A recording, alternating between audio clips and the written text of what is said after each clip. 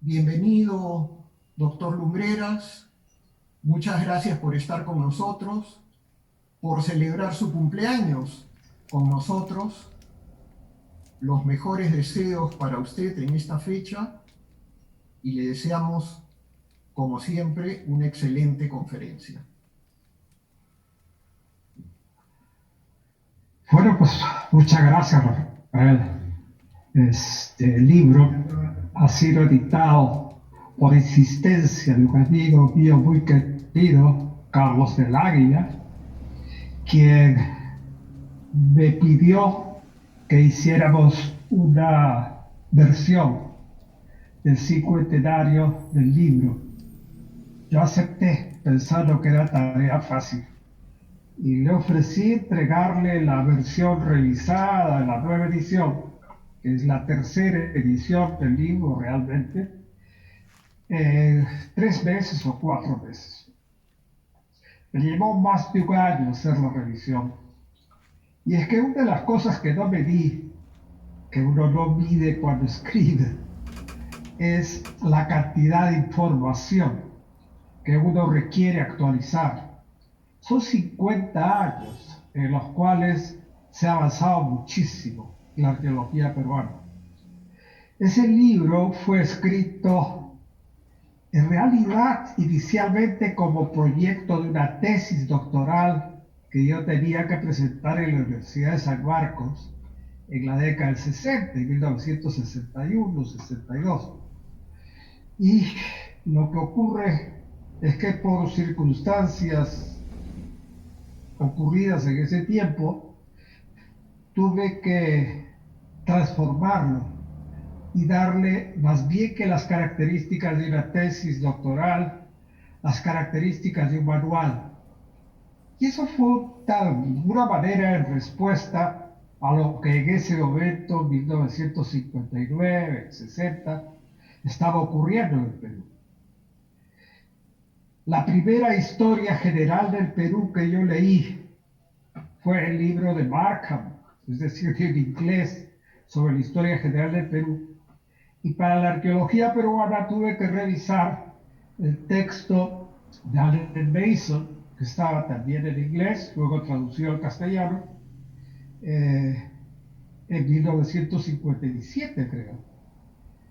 El asunto es que había que aprender las cosas del Perú a partir de un idioma extranjero, y a mí me pareció que eso no era correcto, que no era justo.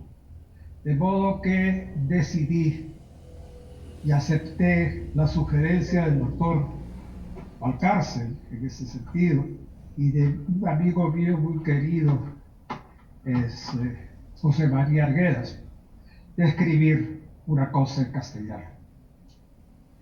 Es una aventura, es una aventura que uno la hace con gran irresponsabilidad cuando uno tiene 20 años. Y me metí a hacerlo. Comenzó con un libro que me pidió Porras para el curso de Historia del Perú, que se llamaba algo así como Monumentos Arqueológicos en el Perú, que fue una suerte de barrido de información, básicamente periodística, sobre los monumentos arqueológicos en el Perú. Eso me animó a tratar de entender cómo se conectaban esos monumentos con lo que nosotros teníamos como interés en el estudio del Perú. Yo confieso que cuando entré a la universidad no existía la arqueología como profesión y la verdad es que nunca pensé en que iba a ser un arqueólogo profesional. No había la profesión de arqueólogo y éramos 5 o 6 jóvenes estudiantes de etnología que ingresamos por el interés de la arqueología. Cátedra regentada en San Marcos por el doctor Jorge Buey. Nuestra intención fue entregarle al doctor Porras una suerte de, qué sé yo, de ensayo sobre lo que conocíamos los peruanos sobre el Perú. Y era a base de los restos arqueológicos, de los monumentos arqueológicos. Esa revisión me permitió a mí recorrer el Perú a través de la literatura especializada más bien de corte periodístico, y de los ensayos que existían en ese momento sobre el Perú antiguo. El libro pues lo comencé a escribir para eso, luego se convirtió en la tesis y luego se convirtió en un manual. En el manual mi intención fue fundamentalmente el tratar de escribir una suerte de en dónde estamos, por qué estamos y hacia dónde vamos. De alguna manera tratar de encontrar en la antigüedad por qué somos lo que somos. Y la situación en ese momento fue el tratar de abordar, sin una teoría prevista, lo que nosotros teníamos sobre el Perú antiguo. Para mí el Perú antiguo es la lección de cómo se fue construyendo un país a partir de las condiciones especiales que tiene este territorio, este país, y cómo esas condiciones especiales hicieron que nosotros fuéramos diferentes a lo que son nuestros vecinos. Mi pregunta siempre era, ¿por qué aquí se formó un imperio? ¿Por qué aquí se formaron ciudades? ¿Por qué hubo el desarrollo tan impresionantemente exitoso como el que se dio pues, en sociedades como las que rendieron en el Perú? Encontré que la razón es que en el Perú no se encuentra una actitud de confrontación entre personas, entre hombres, entre pueblos, sino sustantivamente la lucha en el Perú es el ser humano frente a su territorio. Hay una especie de guerra permanente entre nosotros y nuestro territorio. Nosotros vivimos en un territorio que no es nada fácil. No es tan fácil como el territorio que tiene, qué sé yo, los terrenos planos, sin las grandes montañas, sin los grandes tropiezos geográficos que nosotros tenemos. Ser agricultor en el Perú no es tan fácil como ser agricultor en España, en Alemania o en los Estados Unidos o incluso en la Argentina. No es tan fácil. De modo que el descubrimiento de la agricultura aquí en el Perú, el proceso a través del cual el ser humano comenzó a encontrar que era posible manejar los recursos naturales en beneficio de su alimentación, no fue nada fácil.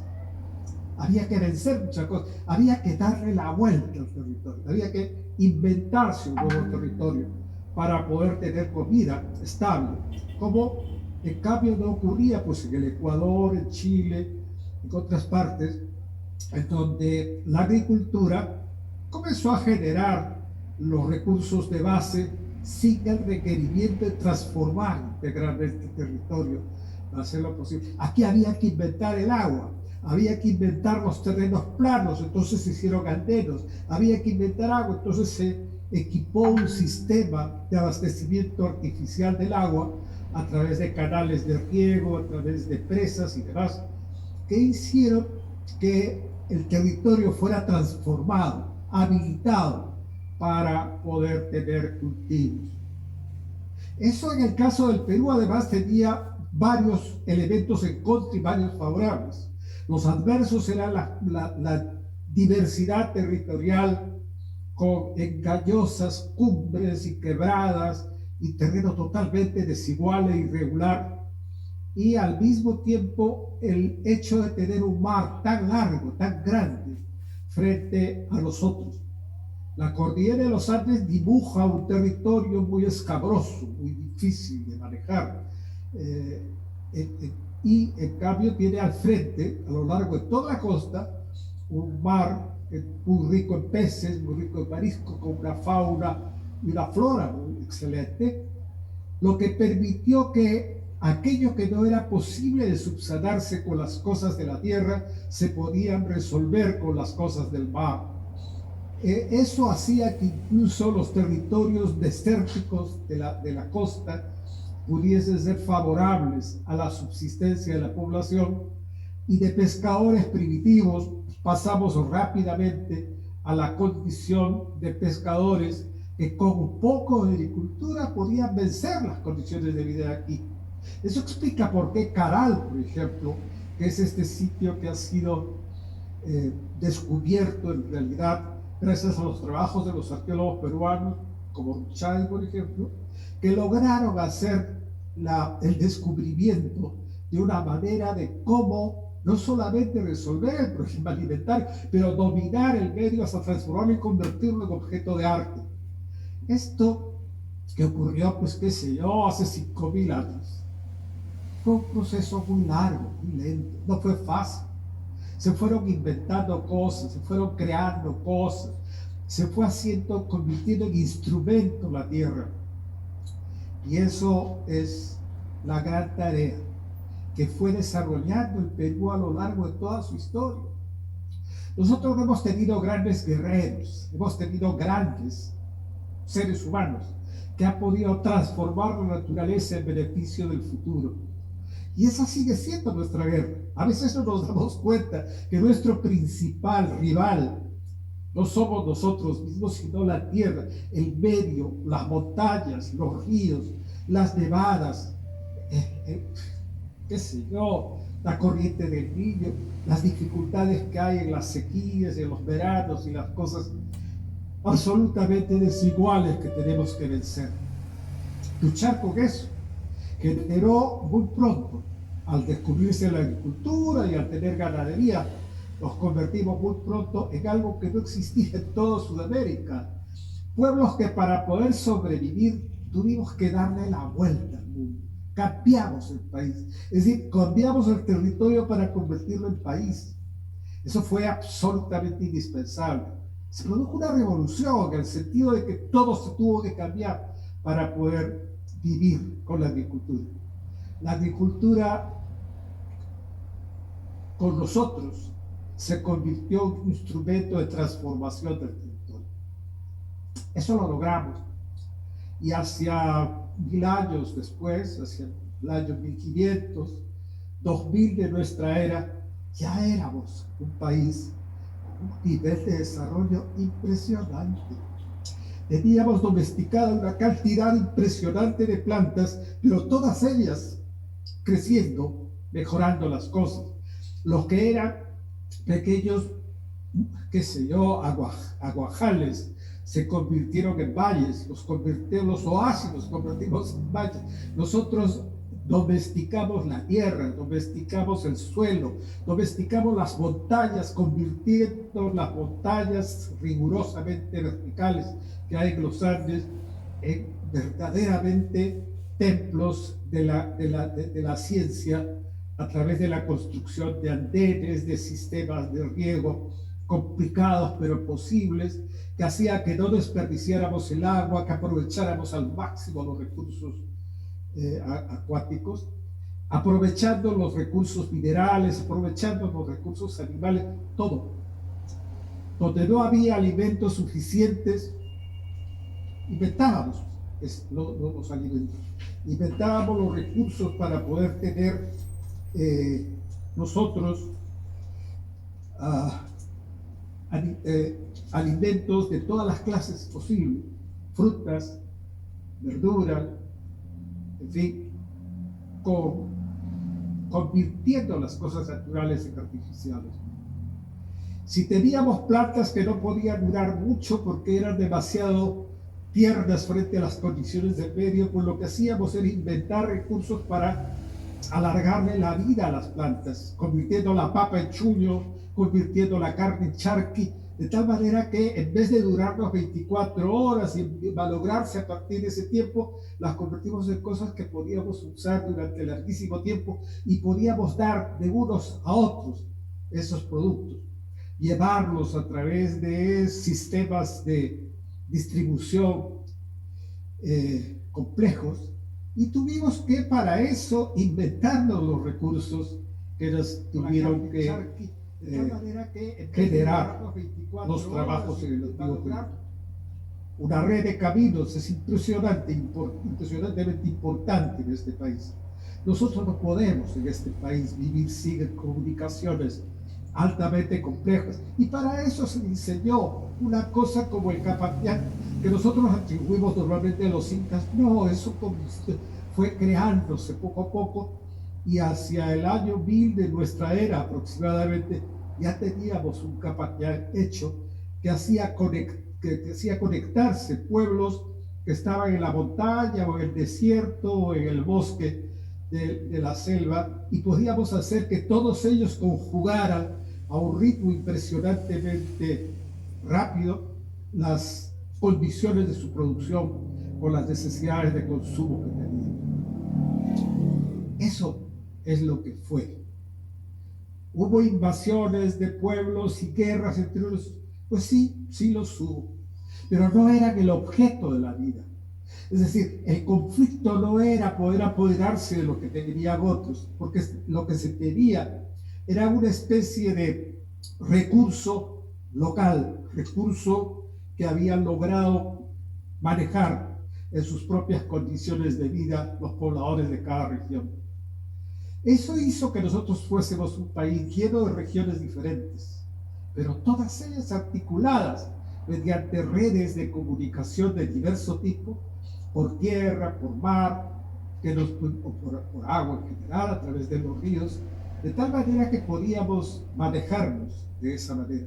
Había pueblos que recorrían 500 o 1000 kilómetros de uno hasta otro pueblo para poder establecer mecanismos de comunicación y de abastecimiento de productos de un lado y de otro. En un territorio en donde a la parte baja se sembraba ají y muchos frutales, y en la parte alta solamente ganado o determinado tipo de plantas de tierras frías, podían en cambio intercambiarse y manejarse dentro de mecanismos de apropiación de diversa naturaleza. Eso es lo que ocurrió en este territorio. Eso es lo que convirtió el territorio andino nuestro, que va desde el sur de Colombia hasta el centro de Chile y Argentina, convirtiendo ese territorio en país.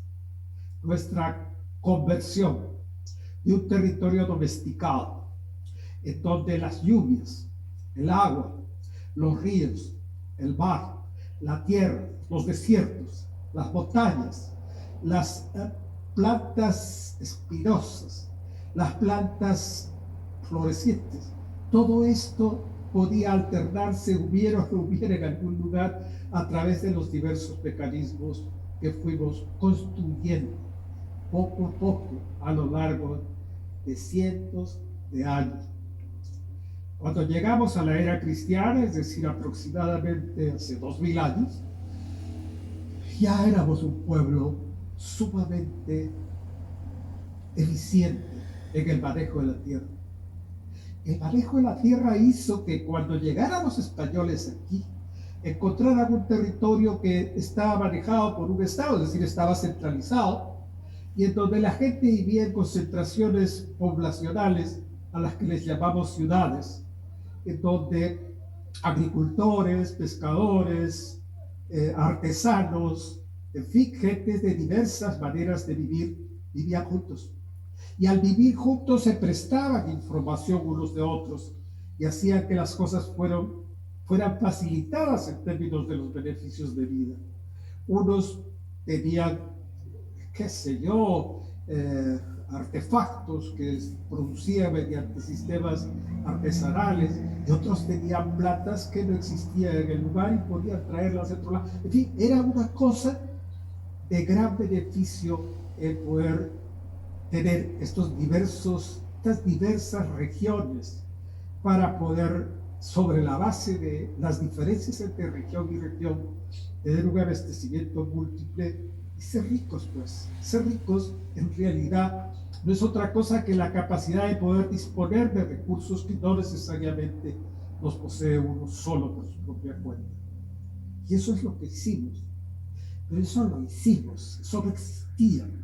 Cuando llegamos a este territorio, el territorio era un territorio duro, difícil, casi inhabitable, donde había, todavía hay, que subir y bajar por las sierras subir y bajar por los desiertos y las montañas sin tener realmente muchísimos auspicios en las condiciones naturales. Todo esto fue construyéndose y habilitándose. A eso es lo que los historiadores le hemos llamado civilización, es decir, a la capacidad que tiene el ser humano de manejar sus condiciones materiales de existencia para, a partir de ese manejo, de poder habilitar la vida de quienes estamos en estas condiciones de existencia. Esto es lo que describo en ese libro. Y cuando uno sigue la historia del Perú desde esa perspectiva, uno encuentra una cosa que es notable: preguntarse por qué no seguimos después con esas mismas condiciones.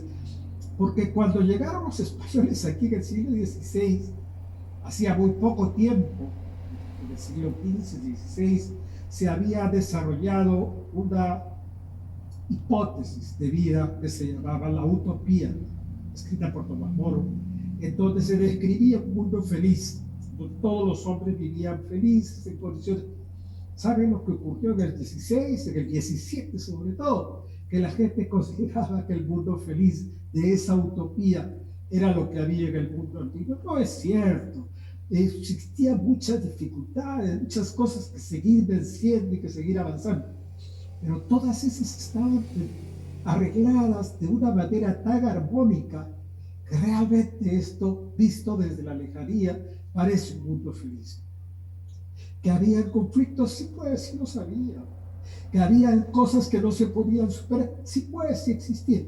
Pero todo eso era vencido, era manejado. Las regiones, la forma de organización comunitaria, las comunidades de arriba ayudando a las comunidades de abajo, era reciprocidad, era una suerte de mecanismos de apoyo mutuo.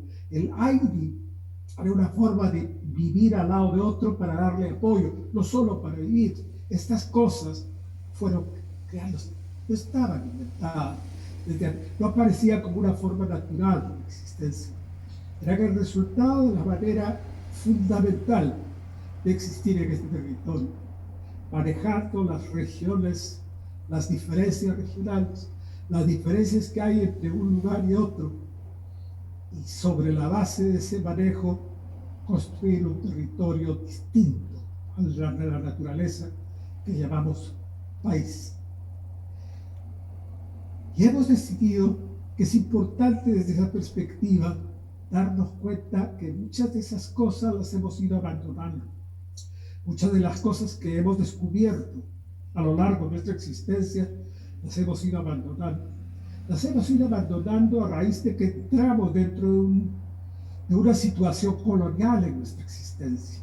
En el siglo XVI, cuando llegaron los españoles, éramos autónomos. Desarrollábamos nuestra existencia en función de nuestras exigencias y en función de nuestras posibilidades. Con muchos errores, seguramente. Con muchas dificultades, seguramente. Con mucha fuerza y ferocidad, seguramente. Nosotros habíamos eliminado formas bárbaras de existencia. Ya en el Perú no había, por ejemplo, formas de canibalismo. Habían sido superadas. El canibalismo, la antropofagia era un castigo. Se consideraba en las peores condiciones de existencia a los que eran, digamos, participantes o practicantes de actos canibalísticos. Sí existían. En el borde del Tahuantinsuyo existía el canibalismo todavía. Cuando los españoles llegaron a todo lo que es ahora Venezuela, Colombia y el norte del Ecuador, existían caníbales y ellos mismos fueron canibalizados, muchos de ellos. Y al sur también, o sea, fuera del ámbito del territorio del Tahuantinsuyo, donde existía un Estado centralizado, bastante bien organizado, fuera de eso sí existían formas de esa naturaleza y formas de explotación del trabajo muy violentas. Eso se logró regular, eso se logró manejar, y eso hacía que en el Perú las cosas fueran mucho más avanzadas que en otros territorios. Se llegó a ser imperio, lo que eran reinos, y estados más o menos estructurados, gracias a que a lo largo de los siglos cuarto y quinto, las condiciones que habían vida en el Perú eran lo suficientemente duras como para tener la necesidad de alterar la forma de vida y crear formas racionales de manejo organizado. En el siglo V, siglo IV, se produjo el siglo V y el siglo VI, se produjeron condiciones mucho que muy similares a las que tenemos ahora en el mundo. Una situación que, gracias a trabajos de los geólogos muy eficientes en los últimos años, nos permiten saber que en esa época se produjo, por ejemplo, un periodo de carestías terribles a lo largo de aproximadamente 30 años, con sequías, con periodos de alta, de sismos y desastres de todo tipo, que hicieron que las poblaciones migraran en muchas direcciones y que la pobreza campeara en este territorio. Con parte de la solución, comenzaron a aparecer grupos, vamos a llamarlos de mercaderes, ¿cierto?, de gente que se trasladaba de un lado para otro para poder proveer de alimentos a donde faltaba y demás. Pero la provisión de alimentos era una cosa generosa y graciosa. Obviamente en el camino se encontraban con pueblos adversos a los tipos de intercambio que se realizaban, y eso requería la formación de tipo militar que se fue constituyendo en uno de los grupos esos que estaba en ese trámite, que era el de Ayacucho. Ayacucho es una de las tierras pobres de este país, de los desiertos de la sierra, y en donde la necesidad de la vida agrícola tenía que suplirse, las deficiencias agrícolas que había, tenían que suplirse mediante la implementación de una producción de carácter artesanal, en donde se producían un conjunto de bienes que solo tenían significado de supervivencia si es que lograban intercambiarse con productos alimentarios. Y eso es lo que hicieron. La gente de Ayacucho, que estaba dentro de una formación histórica conocida como el nombre de Huari, comenzó a desarrollar eso. Comenzó a desarrollar mecanismos de intercambio forzado, si se quiere, entre pueblos que podían estar distantes unos de otros, pero que para poder hacer esos caminos requerían mecanismos de transporte para llevar cantidades eficientes de alimentos de un lado para otro, entre los cuales pues obviamente iban caravanas con llamas y gente trasladando cosas que hacían posible el intercambio de estos productos. Los ayacuchanos exportaban fundamentalmente tejidos de algodón, tejidos de lana, polícromos muy finos.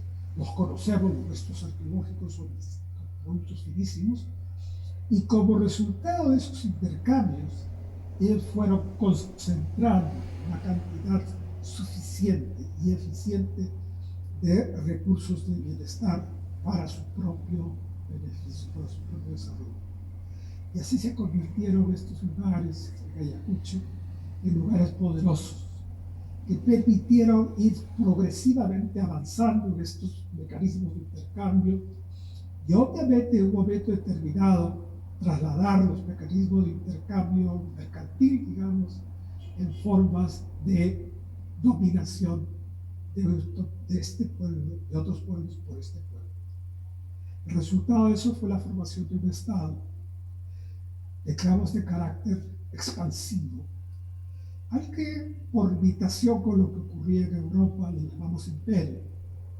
Y esos imperios, el imperio Huari, por ejemplo, se fueron formando como resultado de esto.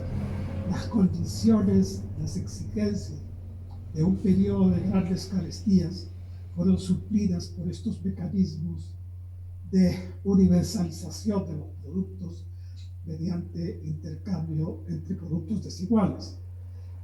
Artefactos, manufacturas, como son tejidos, ponchos y demás, con alimentos de la tierra que existían en otras partes y que Ayacucho no, hicieron que se fueran convirtiendo progresivamente en un lugar poderoso económicamente y que fue desarrollando toda la parte central de la sierra peruana. Toda la zona que es Ayacucho y Cusco se convirtieron con dos grandes territorios agrarios y ganaderos, como son el río Mantaro de Ayacucho y sus afluentes, y el río Vilcanota en el Cusco y sus afluentes, que se convirtieron en dos centros de poder de primer nivel. Eso hizo que hacia el siglo VII aproximadamente, a fines del siglo VI, se lograran producir condiciones de desarrollo con capacidad de formar ciudades con un aparato político hegemónico en cada una de ellas y con la fuerza de ejército, lo que fuera suficiente como para poder manejar esa situación. Se turnaron. Primero los ayacuchanos desarrollaron bastante, son 3 siglos o 4 siglos de dominio que tuvieron ellos, y en un momento determinado la cosa cambió, y ese poder que estaba en Ayacucho, que era la cuenca del río Mantaro y el río Pampas, fundamentalmente, se convirtieron en un poder que contaba con muchos enemigos a lo largo del Perú, de todos los pueblos que habían sido sometidos a su jurisdicción. Y en esas condiciones tuvo un enfrentamiento la región del Pampas de Ayacucho con la región del Vilcanota en el Cusco. Y esa confrontación, ese enfrentamiento, derivó en la formación de un nuevo Estado, un Estado sumamente poderoso, que ya tenía como antecedentes el haber sido uno de los lugares más importantes del Imperio Huari en la región del Cusco, y se convirtió en el Imperio Inca. Cuando llegaron los españoles encontraron este Estado, y gracias a lo que los españoles nos cuentan, nos pudimos dar cuenta de qué tipo de Estado estaba, de cómo era ese imperio, de quiénes eran sus gobernantes, los llamados incas, y cómo el Cusco se convirtió en un lugar poderoso que logró conquistar desde la región de los Pastos, en el sur de Colombia, con todo Ecuador, todo el Perú, toda Bolivia, todo el noroeste argentino hasta la región de Jujuy y hasta la región de Mendoza y toda la región del norte de Chile, del centro de Chile, hasta el río Maule. Toda esa zona de dominio es inmensa. Es en realidad uno de los estados más grandes que hubo en el mundo entero, y se organizó de manera tal que, con sorpresa de los europeos que llegaban, no encontraban otra cosa más que un cierto parecido con lo que había ocurrido en Europa 15 siglos atrás, a la llegada de los españoles, entre los romanos. Y por eso hablaban de que el Perú y Cusco eran algo equivalente a lo que era la Roma de los tiempos de los romanos. Esta es la historia que nosotros tenemos. No es una historia fácil. No es una historia fácil, entre otras razones, porque el Perú no es un país compacto. Al contrario, es un país de muchas regiones, en donde unos pueblos hablaban lenguas diferentes a otros pueblos, donde la manera de vivir de unos es diferente a la de nosotros. No hay compatibilidad plena en costumbres, en tipo de comida, en tipo de vestido, en forma de hablar, en lenguas. Había gente que no se hablaba unos con otros, no se conocían. En el siglo XVI, cuando llegaron los españoles, la situación era bastante importante. Había por lo menos entre 6 y quizás 12 millones de habitantes.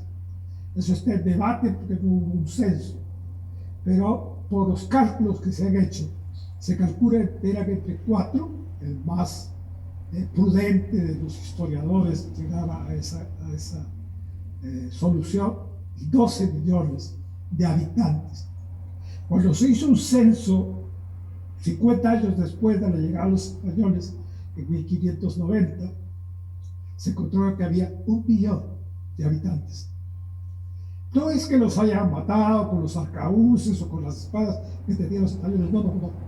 Las epidemias, como las que estamos viviendo, fueron las que diezmaron a la población.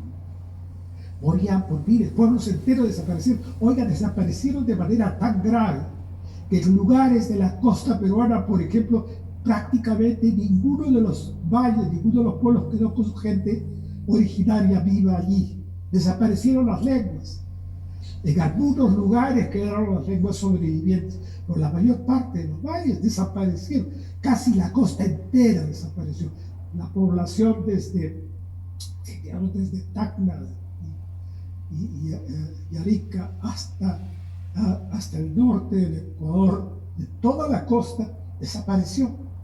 Desapareció la lengua quiñán, desapareció la lengua del pescador, desaparecieron todas las lenguas. En Lima los únicos que quedaron eran gentes que hablaban el quechua.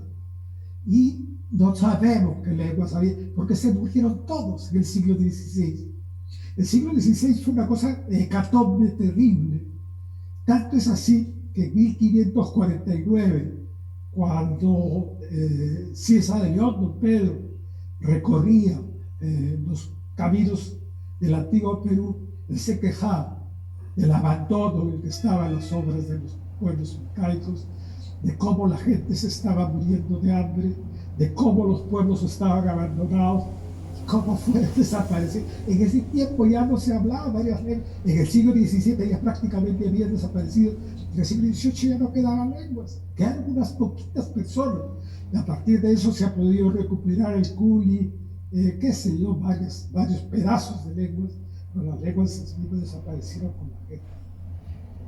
Eso que se produjo en el siglo XVI vino luego con una nueva población de europeos de la península ibérica y muchísimos africanos que vinieron como esclavos de los españoles y poblaron este país, repoblaron este país.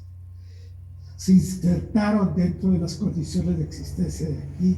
Faltaba gente y tuvieron que traer esclavos de otras partes, porque la población era, digamos, muy débil, quedaba muy poca gente. Los que quedaban fueron en los lugares de la sierra, donde la resistencia a estas epidemias evidentemente es más fuerte. Un poco como lo que está ocurriendo ahora. Las zonas donde menos penetran los virus estos son en zonas como Cabelica, Ayacucho, etc. Y más o menos algo parecido ocurrió con la viruela, el sarampión, la tosferina, en fin, toda la gripe, que fueron gran parte de los recursos mediante los cuales esta población desapareció. Pero no es que haya desaparecido del todo, quedaron las gentes vivas.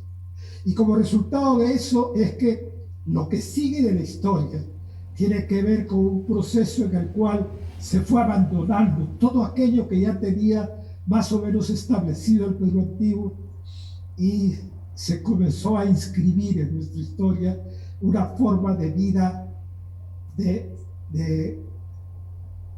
distinta a la que nosotros tenemos y que obviamente tiene más similaritud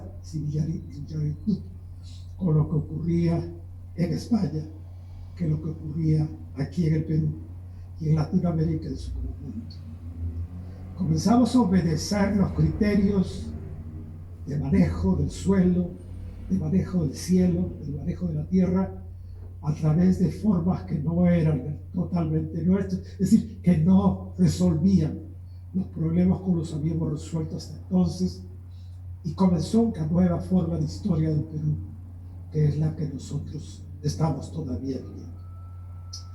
Muchas gracias por esta presentación.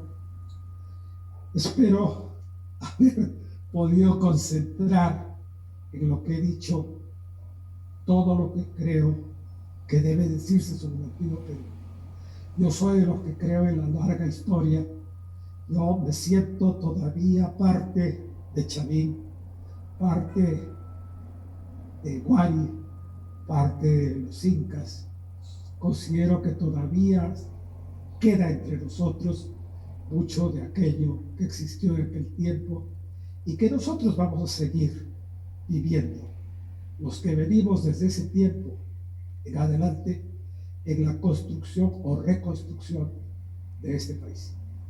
Muchas gracias. Doctor Lumbreras, quisiera antes de concluir hacerle una pregunta. ¿Cuál fue el principal cambio que percibe usted entre su visión del Perú antiguo hace 50 años y hoy?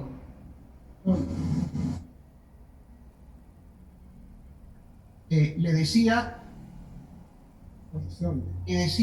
cuál es el principal cambio que percibe usted en su visión del Perú antiguo en estos 50 años recorridos. ¿Está escuchando ellos allá? Acá no escucho nada, pero allá. Ah, bueno.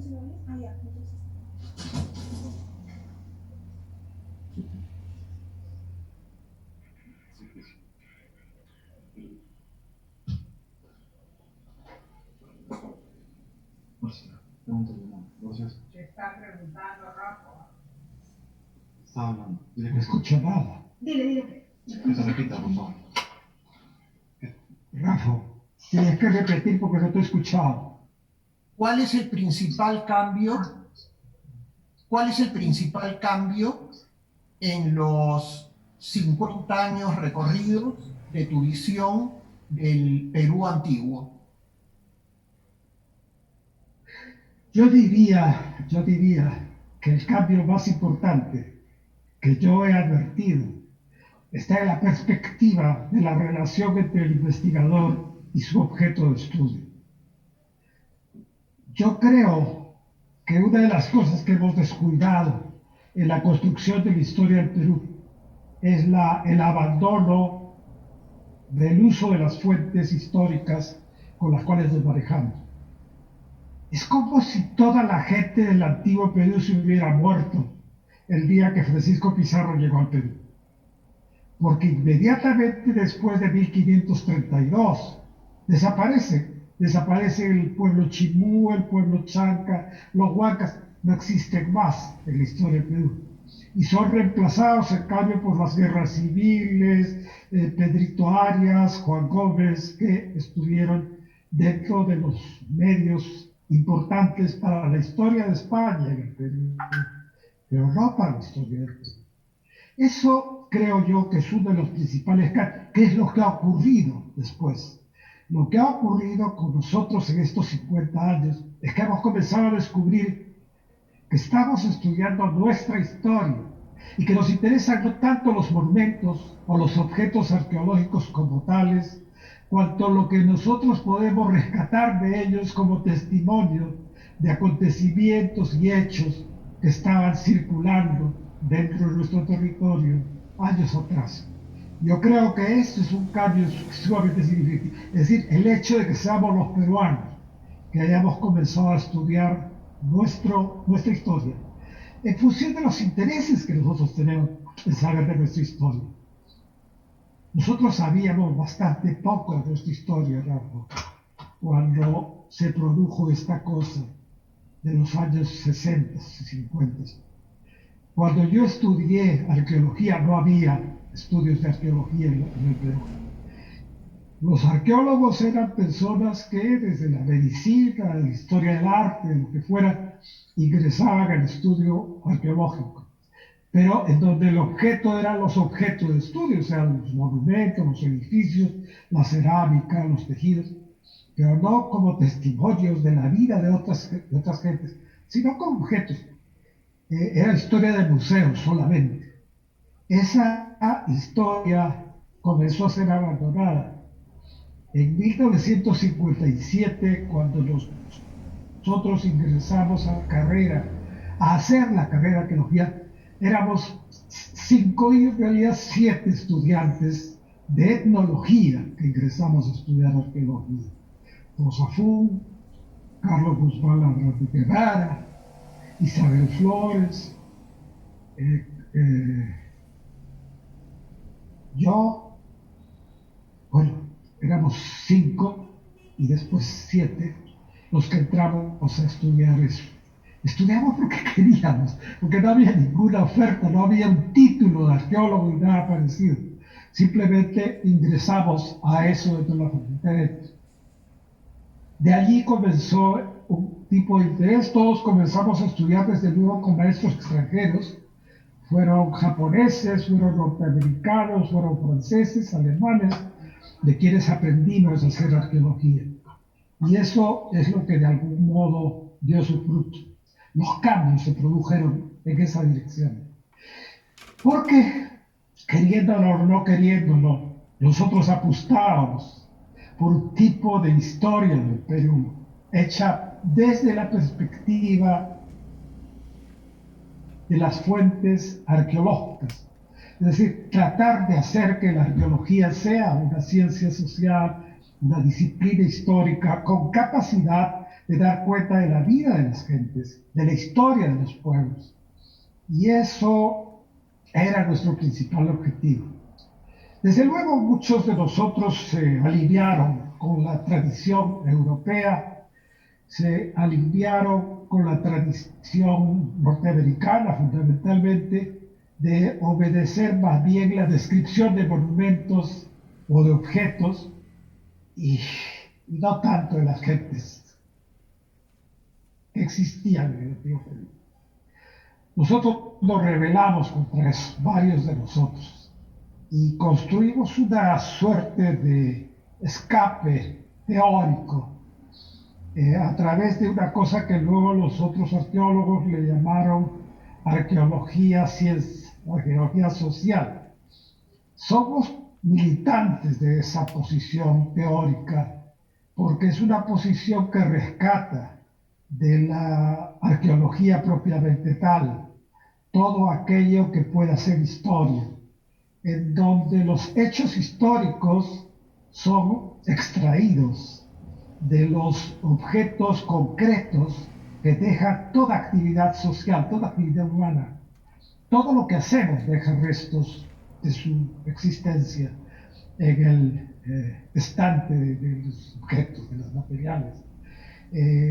Una tumba no es solamente un lugar donde están tipos, es todo un conjunto de formas de vida que pueden salir de allí. Y esa arqueología es la que nos está permitiendo hacer eso. Pero aparte de eso, Rafa, en estos 50 años, 10 arqueólogos europeos y norteamericanos que venían aquí, japoneses, que vivieron acá en el año 57, 58, 59, 60, pronto pasamos a ser, ahora son cientos de arqueólogos que están trabajando en el Perú. Pero no solo somos cientos de arqueólogos, en este momento hay además una cantidad impresionante de universidades de otras partes del mundo interesadas en la investigación nuestra, pero lo están haciendo ya con nosotros. Es decir, tienen como críticos, tienen como fuentes diferentes a las de ellos, en aquellas que nosotros estamos en condiciones de levantar. Eso es la diferencia. Somos un tipo de arqueología con nombre propio ahora. Tenemos nosotros una arqueología que podemos llamar peruana.